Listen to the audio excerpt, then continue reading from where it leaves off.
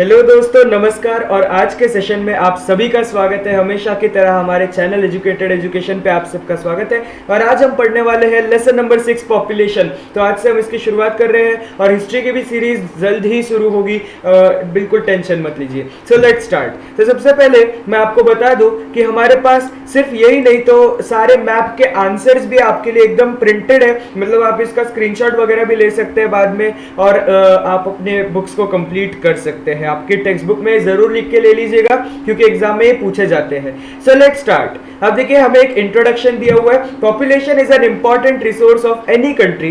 The qualitative aspects of a population are important for a nation's economic and social progress. अब इसका क्या मतलब होता है? पॉपुलेशन एक इंपॉर्टेंट रिसोर्स है, सभी को पता है कि किसी भी कंट्री के लिए उसकी पॉपुलेशन बहुत ज्यादा इंपॉर्टेंट होती है, उसके लोग बहुत ज्यादा इंपॉर्टेंट होते हैं। द क्वालिटेटिव एस्पेक्ट्स, क्वालिटेटिव का मतलब क्या हुआ कि पॉपुलेशन की क्वालिटी क्या है।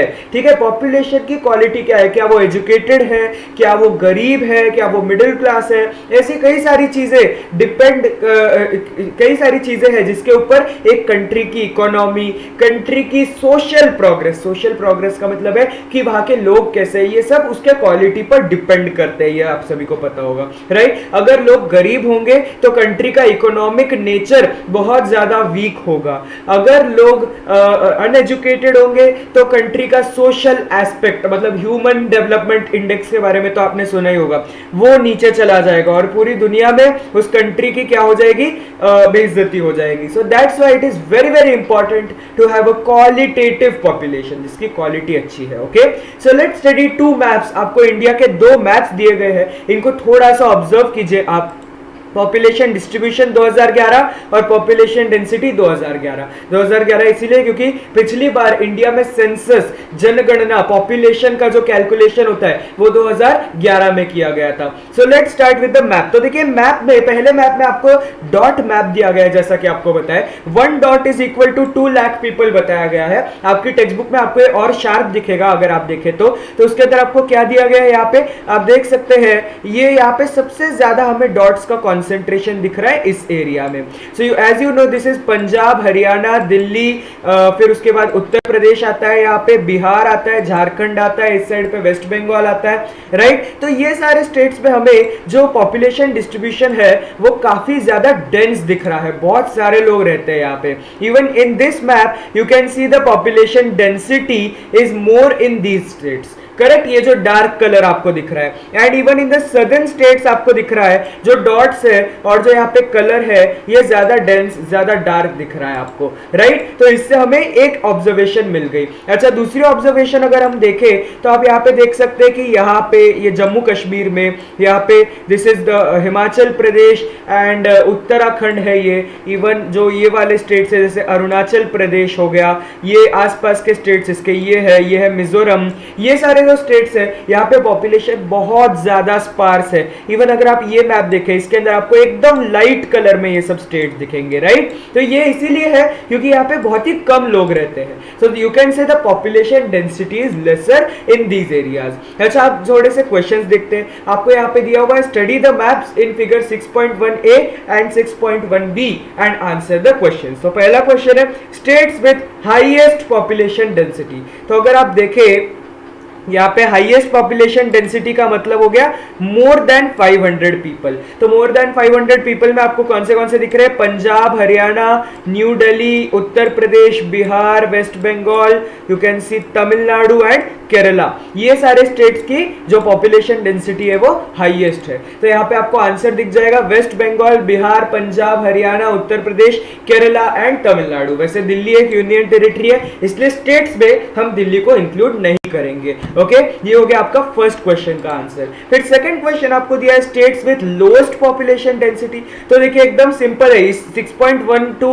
6.1 के बी वाले को आप अगर ऑब्जर्व करेंगे तो जम्मू कश्मीर, हिमाचल प्रदेश, प्रदेश, उत्तराखंड, यहाँ पे आपको सिक्किम दिख रहा है, अरुणाचल प्रदेश दिख रहा है और मिजोरम दिख रहा है। इनमें लोएस्ट पॉपुलेशन डेंसिटी है। So as you can see यहाँ पे आंसर लिखा है Arunachal Pradesh, Sikkim, Jammu and Kashmir, Himachal Pradesh, Uttarakhand and Mizoram. Okay, फिर आपको थर्ड क्वेश्चन दिया है, on the basis of the maps given above classify the distribution population in India in the following table. तो ये जो यहाँ पे लेस देन 100 वगैरह ये जो स्केल दी हुई है इस मैप में, इस मैप के हिसाब से ही आपको ये टेबल भरनी है। तो यहाँ पे आप ये टेबल भी देख सकते हैं, आप इसका स्क्रीनशॉट ले सकते हैं, इसके अंदर मैंने देकर रखा है। देखिए लेस देन 100 आपको दिख रहा है अरुणाचल प्रदेश वगैरह वगैरह जो भी लोएस्ट पॉपुलेशन डेंसिटी वाले स्टेट्स थे, और मोर देन 501 में हाईएस्ट पॉपुलेशन डेंसिटी वाले स्टेट्स है। ठीक है, जैसे कि आपको यहाँ पे दिख रहा होगा West Bengal, Bihar, Punjab, Haryana, Uttar Pradesh, Kerala and Tamil Nadu. Okay, और फिर बीच के जो स्टेट्स है आपको इस टेबल के अंदर दिख रहे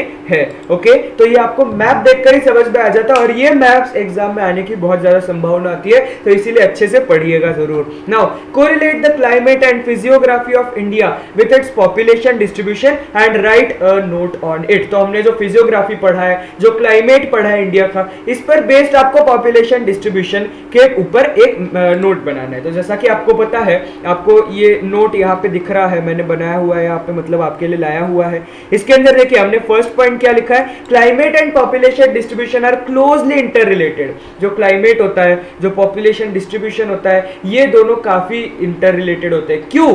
क्योंकि क्लाइमेट के अंदर टेम्परेचर और रेनफॉल ये दो मुख्य एलिमेंट्स हमें देखने को मिलते हैं। और टेम्परेचर अगर कहीं पे ज्यादा है, बहुत ज्यादा है, वहां पे क्या होगा, सूखा पड़ेगा, सूखा पड़ने की वजह से लोग नहीं रह पाएंगे। रेनफॉल कहीं पे बहुत ही कम है, वहां पे सूखा पड़ेगा, लोग नहीं रहेंगे वहां पे। सो पॉपुलेशन डिस्ट्रीब्यूशन पे इसका बहुत बड़ा इंफ्लुएंस पड़ता है। अगर आप यहाँ पे देखें, dense population is found in regions with mild climate and moderate rainfall। अब आपको पता है हमारी जो नॉर्दर्न प्लेन्स है, जो गंगा प्लेन्स है, वहां पे क्या है, वहां पे हमारा जो क्लाइमेट है वो माइल्ड होता है। इसका मतलब बहुत ज्यादा ठंडी नहीं पड़ेगी, स्नोफॉल नहीं होगी, लेकिन बहुत ज्यादा गर्मी भी नहीं पड़ेगी जैसे राजस्थान में पड़ती है, राइट। और उसी के साथ साथ मॉडरेट रेनफॉल होती है यहाँ पे बहुत ज्यादा हैवी रेनफॉल नहीं है जैसे नॉर्थ ईस्टर्न स्टेट्स में होती है, और बहुत ज्यादा कम भी नहीं है जैसे राजस्थान में होती है। सो दैट्स व्हाई जो northern plains as well as the coastal plains, वहां पे भी मॉडरेट टू हाई रेनफॉल होती है। तो इसीलिए यहाँ पे ये जो एरियाज है ये डेंसली पॉपुलेटेड होते हैं। अगर आप यहाँ पे देखें मैप के अंदर, तो मैप में यही तो चीज दिखाई गई है, हमारे जो नॉर्दर्न प्लेन्स है, ठीक है, हमारे जो कोस्टल एरियाज है, यहाँ पे बहुत ज्यादा डेंस पॉपुलेशन होती है। Okay, even in the you can see this map, density वाला ये जो डॉट मैप है, यहाँ पे भी आप देख सकते हैं कोस्टल रीजन में काफी ज्यादा लोग रहते हैं। So this is our one point. देखिए आपको रटने की कोई जरूरत नहीं है, ज्योग्राफी में रटने जैसी एक भी चीज नहीं होती, आई एम टेलिंग यू। तो इसीलिए आपको सिर्फ समझ के लेना है। Places with high rainfall and inaccessibility and dense forest have low population, for example north eastern states of India. तो नॉर्थ ईस्टर्न स्टेट्स में क्या क्या होता है, देखिए आपको पता है हैवी रेनफॉल होती है वहां पे, चेरापूंजी मौसिन राम का नाम तो आपने सुना होगा, उसके अलावा बहुत सारी जगहों पे बहुत ज्यादा रेनफॉल होती है वहां पे। इनएक्सेसिबिलिटी का क्या मतलब है, वहां पे ट्रांसपोर्टेशन सर्विसेज ज्यादा डेवलप नहीं है, क्योंकि that is a fully mountainous region, बहुत ज्यादा माउंटेन्स है, इसीलिए वहां पे लोग जाना पसंद नहीं करते। इनएक्सेसिबिलिटी का मतलब होता है जहां पे जा ना पाए जल्दी से। एंड डेंस फॉरेस्ट, वहां पे अब इतनी ज्यादा रेनफॉल है इसलिए इतने सारे फॉरेस्ट भी है, और वहां पे फॉरेस्ट कटिंग वगैरह भी बहुत कम है, उसकी वजह से लो पॉपुलेशन है नॉर्थ ईस्टर्न स्टेट्स में। फिर आपको फिफ्थ पॉइंट दिया है, the snow covered regions due to extremely cold climatic conditions have less population, for example the northern most part of Jammu and Kashmir. तो अगर आप देखें यहाँ पे जम्मू एंड कश्मीर में यहाँ पे बहुत ज्यादा कम यहाँ पे पॉपुलेशन डेंसिटी दिखती है, क्योंकि क्या है वहां पे बहुत ज्यादा स्नो पड़ती है, बहुत ज्यादा क्या है एक्सट्रीमली कोल्ड क्लाइमेटिक कंडीशंस है। ओके, और in certain regions due to meagre rainfall, meagre मतलब कम होना, so meagre rainfall and extreme climatic conditions population is sparse. Sparse का मतलब भी कम, जैसे कि western most part of India in the Thar desert Rajasthan. Rajasthan में क्या होता है, वहां पे थार डेजर्ट में वहां पे मीगर रेनफॉल, बहुत ही कम रेनफॉल है, एक्सट्रीम क्लाइमेटिक कंडीशंस, बहुत ज्यादा गर्मी होती है, उसी की वजह से लोग वहां पे जाकर नहीं रहते हैं। बहुत ही सिंपल सी चीज है ये मुझे लगता है। Okay, now let's see what is given. Now see यहाँ पे आपको ज्योग्राफिकल एक्सप्लेनेशन में देखे रखा है, India's population is around 121 crore according to the census 2011। तो सेंसस 2011 के मुताबिक इंडिया की पॉपुलेशन ऑलमोस्ट 121 करोड़ है, आज वो शायद 135 करोड़ के आसपास हो चुकी है, ठीक है। India is the second most populous country in the world. India occupies only 2.41% of the land area of the world, whereas it supports 17.5% of the world's total population. अब ये देखिए, आप इससे ये अंदाजा लगा सकते हैं कि India is a densely populated country. वो इसीलिए क्योंकि इंडिया के पास वर्ल्ड का सिर्फ 2.41% लैंड एरिया है, लेकिन हमारी जो पॉपुलेशन है वो वर्ल्ड की 17.5%। सो that is a huge difference between the ratio of the population and land area. So that's why we can tell that India is a very densely populated country. Okay, India's average population density is 382 persons per square kilometer. तो देखिए India की average population density एक square kilometre area में 382 लोग रहते हैं, जो कि वन ऑफ द हाईएस्ट है इन द वर्ल्ड। ओके, भले बांग्लादेश के हमसे बहुत ज्यादा आगे है, लेकिन फिर भी काफी हाई है, इंडिया की काफी हाई मानी जाती है। ओके, फिर नेक्स्ट पॉइंट पे चलते हैं जो कि आपको दिया है। In India the population is very unevenly distributed. तो जैसा कि आपको पता है हमारे इंडिया में क्या है, कई जगह पे बहुत ज्यादा लोग रहते हैं, जैसे कि हमारे नॉर्दर्न प्लेन्स, कई जगहों पर लोग ही नहीं रहते, जैसे Jammu and Kashmir, Arunachal Pradesh. Physiography and climate play an important role in the distribution of population. ये तो आपको मैप देखकर और हमारे जो क्वेश्चन थे उनको सॉल्व करके समझ में आ ही गया होगा। Due to the fertile land, plain land and availability of water, human settlements have been established in these parts for many centuries. तो आपको पता है जो गंगा प्लेन से बहुत ज्यादा फर्टाइल लैंड होता है, एग्रीकल्चर आराम से कर सकते हैं, प्लेन लैंड है, आराम से ट्रांसपोर्टेशन फैसिलिटीज वहां पे डेवलप हो सकती है, अवेलेबिलिटी ऑफ वाटर है, भाई इतनी सारी नदियां बहती है, तो इसीलिए लोग वहां पे आके रहते हैं। Due to farming, industries and trade, the proportion of the population got concentrated in few places. तो उसी की वजह से क्या हुआ कि जो एग्रीकल्चर था वो उसी रीजन में डेवलप हुआ, जो इंडस्ट्रीज थी। अब देखिए जहां पे एग्रीकल्चर डेवलप होता है ना, उसके आसपास फैक्ट्रियां भी लगी जाती है, क्योंकि फैक्ट्रियों का जो बेसिक उनका जो रिसोर्स होता है, बहुत सारी फैक्ट्रियों को एग्रीकल्चर पे डिपेंड होना पड़ता है, राइट। तो इसीलिए जैसे कि अगर आपको कोई भी फूड फैक्ट्री खोलनी है तो आपको एग्रीकल्चर पे डिपेंड रहना पड़ेगा। आपको शुगर केन की जो हम शुगर बनाते हैं उसकी फैक्ट्री खोलनी है, शुगर केन के खेतों के आसपास खोलेंगे तो बेटर रहेगा। सो दैट्स व्हाई वहां पे इंडस्ट्रीज भी आ जाती है, ट्रेड भी शुरू हो जाता है। भाई इंडस्ट्रीज है, फैक्ट्रीज है, तो कहीं ना कहीं उनका माल तो जाएगा, तो ट्रेड भी होगा। The proportion of the population gets concentrated because of these things. Okay, for example the northern plains of the country, Delhi, Kolkata, Mumbai, Pune, Bengaluru, Chennai etcetera. तो ये देखिए अगर आप दिल्ली की बात करें तो वो नॉर्दर्न प्लेन्स पे बेस्ड है। कोलकाता नॉर्दर्न प्लेन्स, वहां पे प्लेन एरिया है। Okay, Mumbai is a coastal plain based, even Chennai coastal planes पे आता है, तो वहां पे काफी ज्यादा हमें अच्छा क्लाइमेट, अच्छा फिजियोग्राफी देखने को मिलता है। और पुणे और बेंगलुरु प्लेन एरिया में बेस्ड है, थोड़ा सा उनके आसपास का रीजन प्लेन है। सो दैट्स व्हाई ये जो इलाके हैं यहाँ पे हमें ज्यादा डेवलपमेंट, ज्यादा लोग देखने को मिलते हैं। On the contrary, in mountainous hilly regions, dry desert areas, dense forest areas, density is sparse because of inaccessibility, absence of facilities and tough life. तो जैसा कि आपको पता है हमारे जो हिली रीजन्स है, जैसे कि आपका नॉर्थ ईस्टर्न पार्ट हो गया, ड्राई डेजर्ट एरिया है जैसे राजस्थान हो गया, डेंस फॉरेस्ट एरिया है जैसे कि हमारा सेंट्रल इंडिया हो गया, बहुत ज्यादा फॉरेस्ट है छत्तीसगढ़ में फॉर एग्जांपल।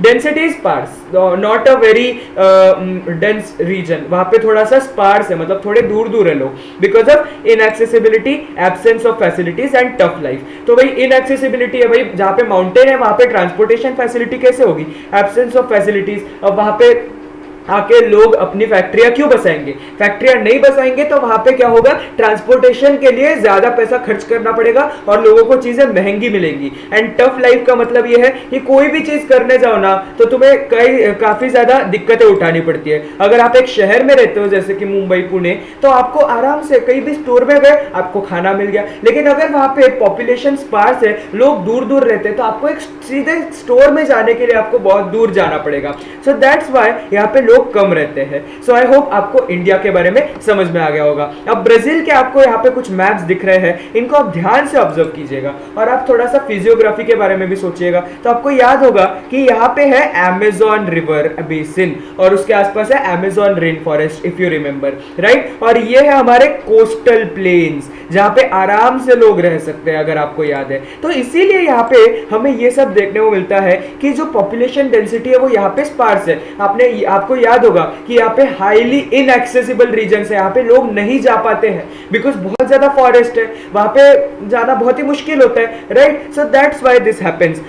जबकि अगर आप कोस्टल एरिया की बात करें तो ये थोड़ा सा प्लेन एरिया है, यहाँ पे आपका एस्कार्पमेंट है, लेकिन एस्कार्पमेंट के इस साइड पे आप जाएंगे, कोस्टल एरिया काफी प्लेन एरिया है।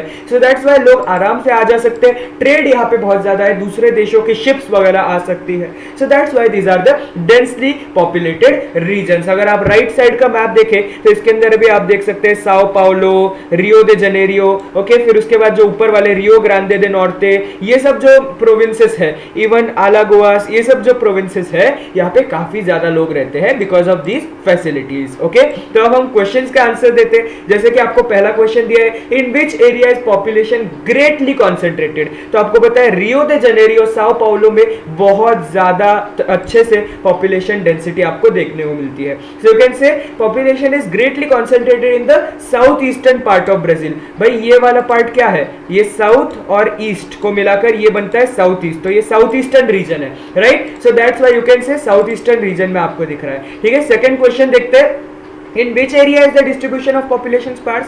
तो सिंपल सी बात है भाई, हमारे जो नॉर्थ वेस्टर्न रीजन है, the Amazon basin in the northern part and the central and western parts of Brazil have sparse distribution of population. तो पहली चीज तो आपको यहाँ पे वेस्टर्न पार्ट में दिख रही है, ये नॉर्दर्न पार्ट में दिख रही है, और ये सेंट्रल पार्ट में क्या है, पॉपुलेशन डिस्ट्रीब्यूशन काफी स्पार्स है, यहाँ पे लोग जाके नहीं रहते हैं because of the physiography and climate. फिर थर्ड क्वेश्चन आपको दिया है, prepare a note on factors responsible for the uneven distribution of population based on the study of Brazil you have made so far। तो इसका answer आप दे सकते हैं, the distribution of population in Brazil is uneven, बहुत ज्यादा uneven है। कैसे भी हो सकती है, there is sparse population in the Amazon basin due to hot and humid climate, heavy rainfall, dense forest, inaccessibility। तो Amazon में क्या है भाई, Amazon basin में क्या क्या है, हॉट एंड ह्यूमिड क्लाइमेट, बहुत ज्यादा गर्मी होती है बिकॉज इक्वेटोरियल रीजन है, ओके, हेवी रेनफॉल है, बहुत ज्यादा रेनफॉल भी होती है because equatorial climate, again dense forest है because of very huge rainfall, huge नहीं, हाई रेनफॉल, एंड इनएक्सेसिबिलिटी, क्योंकि डेंस फॉरेस्ट है, वहां पे ट्रांसपोर्टेशन फैसिलिटीज नहीं है, लोग जा नहीं पाते। Second is the population is low in the swampy areas of Pantanal. सोचिए पूरे एरिया में पानी ही पानी भरा हुआ है और आप वहां पे जाके रहेंगे, क्या आप रहेंगे वहां पे? नहीं रहेंगे। सबसे बड़ा खतरा आपको वहां पे मच्छरों से रहेगा, लोग बिल्कुल रहना नहीं चाहते ऐसे एरियाज में। सो देयरफॉर जो स्वम्पी एरियाज ऑफ पेंटेनल है, इसका मतलब आपको मैं मैप में भी दिखा देता हूं, जो अपना मैप के अंदर ये वाला एरिया है ना, इसको हम कहते हैं पंटनाल। तो ये जो पंटनाल वाला एरिया, यहाँ पे लोग जाके नहीं रहते क्योंकि वो बहुत ज्यादा स्वम्पी है, वहां पे पानी भरा हुआ है और सिर्फ फॉरेस्ट ही फॉरेस्ट है। फिर थर्ड पॉइंट आपको दिखेगा, low population is found in the central and western part of Brazil due to lack of minerals, low rainfall, hot and dry climatic conditions. तो पहली चीज तो यहाँ पे hot and dry climatic conditions, यहाँ पे रेनफॉल बहुत ही कम होती है, ओके, लो रेनफॉल होती है यहाँ पे, एंड लैक ऑफ मिनरल्स, मतलब यहाँ पे क्या है, जमीन में जो मिनरल्स नहीं है उसकी वजह से क्या है, एग्रीकल्चर के लिए सुटेबल नहीं है लैंड, ओके, तो यहाँ पे लो पॉपुलेशन पाई जाती है। फिर फोर्थ पॉइंट आ गया, the distribution of population is moderate in Brazilian highlands. अगर आप ब्राजीलियन हाईलैंड्स की बात करो तो वहां पे मॉडरेट है क्योंकि वहां रेनफॉल ठीक ठाक हो रही है और लोग वहां पे रह सकते हैं, okay. And fifth point is high population is found in the coastal regions and the southern part of Brazil. तो ब्राजील के साउथ वाले हिस्से में वहां पे और कोस्टल रीजन्स में हाई पॉपुलेशन पाई जाती है because of flat fertile land. आराम से लोग वहां पे रह सकते हैं ना, फ्लैट लैंड है, एकदम फर्टाइल भी, एग्रीकल्चर भी करो, खेती भी उगाओ, अबंडेंट अवेलेबिलिटी ऑफ मिनरल्स। अब वहां पे मिनरल्स है ना, इसीलिए तो खेती हो पा रही है, due to which agriculture, even industries के लिए भी मिनरल्स चाहिए होते हैं। जैसे कि अगर आपको डायमंड्स चाहिए तो डायमंड क्या है, diamond is actually a type of mineral. So that's why industries भी यहाँ पे बेस्ड है, ट्रेड भी बेस्ड है, क्योंकि भाई जहाँ पे फैक्ट्रियां होती है वहां से ही तो ट्रेड होगी, तो इसीलिए यहाँ पे सारी चीजें आपको मिल जाती है। सो दैट्स व्हाई यहाँ पे बहुत ज्यादा हमें पॉपुलेशन डेंसिटी मिलती है। चलिए हम नेक्स्ट पॉइंट पे बढ़ते हैं, identify the type of map showing distribution. तो पॉपुलेशन डिस्ट्रीब्यूशन वाला मैप कौन सा है, कौन सा है, बताओ बताओ बताओ बताओ, पिछले साल पढ़ा हुआ है, this is the dot map as you know, okay. So let's go to the next thing, geographical explanation, इसके बारे में दिया है, Brazil is the most populated country in the South American continent. तो आपको पता है साउथ अमेरिका की सबसे ज्यादा पॉपुलेशन ब्राजील में रहती है with a population of around 19 crore. India से आप अगर कंपेयर करो तो कम है, लेकिन काफी ज्यादा है एक्चुअल में। According to the census 2010 it ranks 5th in the world में 5वां रैंक आता है according to population. It also is the 5th in the world with respect to area के हिसाब से भी दुनिया में 5वां ही रैंक आता है। Brazil occupies 5.6% of world's total land and has 2.78% of world's total population. Therefore the density of population is around 23% per square kilometre. तो ब्राजील के पास दुनिया का 5.6% लैंड है, लेकिन पॉपुलेशन सिर्फ 2.78% है। इसका क्या मतलब हुआ कि ब्राजील में पॉपुलेशन डेंसिटी कम है, सिर्फ 23% पर स्क्वायर किलोमीटर। एक स्क्वायर किलोमीटर पे सिर्फ 23% रहते हैं। कंपेयर्ड टू इंडिया में कितने रहते हैं बताओ? इंडिया में रहते हैं 382। So you can compare both. Okay, now next point पे बढ़ते हैं। The distribution of population is very uneven in Brazil में भी काफी ज्यादा अनइवन है distribution. The majority of Brazilians have concentrated with in 300 kilometres of the eastern coastal plain. तो देखिए जो हमारी ईस्टर्न कोस्टल प्लेन है ना, इसके 200 से 300 किलोमीटर में ही majority of the people live. Okay, यहाँ पे ही रहते हैं ज्यादा लोग। ओके, इवन यहाँ पे भी नहीं, यहाँ पे भी कम है। यहाँ से अगर आप स्टार्ट करें तो ये वाले एरिया में ना बहुत सारे लोग रहते हैं, as you can see in the map. Okay, तो ये क्यों है देखिए आप। Therefore agriculture and industries have flourished there well. अब बहुत सारे लोग हैं इसलिए वहां पे बहुत सारा एग्रीकल्चर होता है, बहुत सारी इंडस्ट्रीज भी होती है।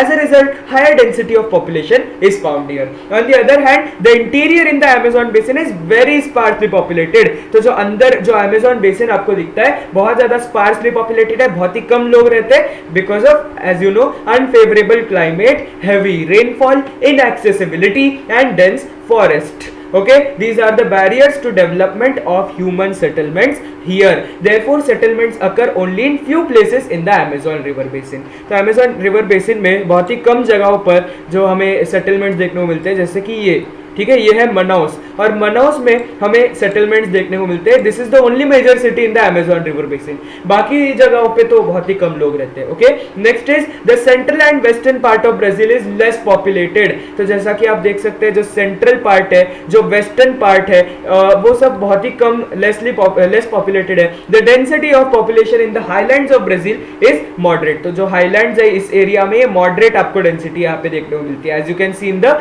Dot map. Okay, so understood. अब ये यूज ऑफ ब्रेन पावर, ये आपको होमवर्क होगा आज के लिए। आपको ये कैलकुलेट करना है population density of area shown by 1 square kilometre in A and B each. बहुत ही आसान है। एक यहाँ पे एक फिगर का मतलब 80 लोग हैं, so you can easily compare. आज के लिए लास्ट एक पॉइंट पढ़ना है जो कि पॉपुलेशन कंपोजिशन क्या होता है। अब देखिए आपको यहाँ पे सेक्स रेशियो के बारे में पढ़ना है। देखिए सेक्स रेशियो के यहाँ पे 2 ग्राफ्स दिख रहे हैं आपको। सी, आपको एक कॉन्वर्सेशन भी दिख रहा है साइड में। What does this graph show? एक लड़का पूछता है तो लड़की बोलती है this graph shows the sex ratio of Brazil and India.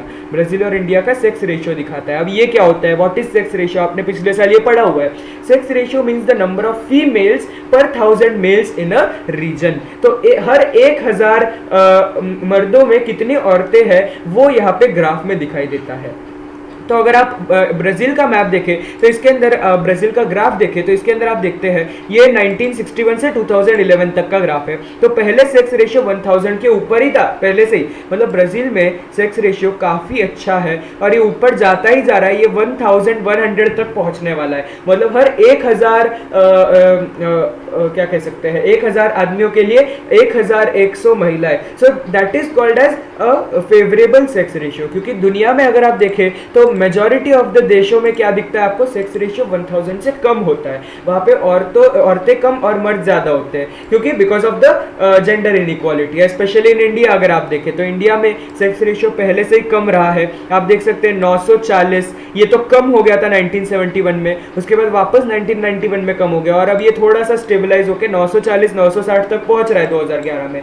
और ऐसा एक्सपेक्ट किया जा रहा है कि अभी और बढ़ेगा, क्योंकि लोगों में अब ऐसी क्या कह सकते हैं आ रही है, यू कैन से बहुत ज़्यादा लोगों को अब समझ में आ रहा है कि यार ऐसा भेदभाव नहीं करना चाहिए. So that's why the sex ratio is going to increase in India at some point of time. Okay, अब देखिए यहाँ पे आपको एक ऑब्जर्वेशन दिया है. It is evident from the graph that the number of women in Brazil have always been more than men while in India they have never been more than men. Okay, अगर आप geographical explanation की बात करें तो with reference to both the countries the characteristics of population are prominently notable. The sex ratio of Brazil has been more than 1000 since decades. Decades मतलब 10 साल. एक decade को हम 10 साल कहते हैं, तो कई सालों से यहाँ पे 1000 से ज्यादा ही रहा है sex ratio. Considering the sex ratio of Brazil the number of women have considerably increased than men since 2001. तो अगर आप ग्राफ को ध्यान से ऑब्जर्व करें तो 2001 के बाद आप देखेंगे यहाँ पे बहुत ज्यादा बढ़ गया है सेक्स रेशियो ब्राजील में, राइट. फिर और क्या दिख रहा है आपको? इन इंडिया मेन आउटनंबर विमेन. आउटनंबर का मतलब है ज्यादा होना,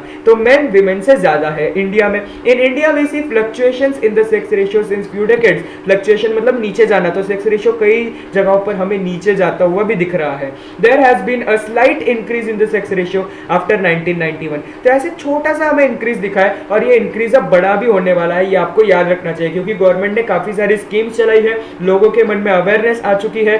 सेव गर्ल टीच गर्ल, इस तरीके की कई सारी अवेयरनेस कैंपेन्स हमारे देश में चलाए जा रहे हैं. बेटी बचाओ बेटी बढ़ाओ, जैसा कि आपको पता है. सो दैट्स व्हाई ये सेक्स रेशियो बढ़ने की संभावना है. ओके, अब गिव इट अ ट्राई में आपको दो क्वेश्चंस दिए, ये लास्ट है हमारे आज के सेशन के लिए. पहला क्वेश्चन आपको दिया है what could be the reasons of lower sex ratio in any region. तो मैंने आपको बताया हुआ है जेंडर इनइक्वालिटी. ठीक है, ये सिंपल सा आंसर है इसका. और सेकंड क्वेश्चन आपको दिया है in India number of men outnumber number of women. Is this condition found in all the states of India? Find out. तो अब इसका आंसर आपको मैं दे देता हूं. Okay, so as you can see over here मैंने आपको दिया है कि in India men outnumber women on an average. Average पे है, ये पूरे इंडिया में होगा ऐसा जरूरी नहीं है.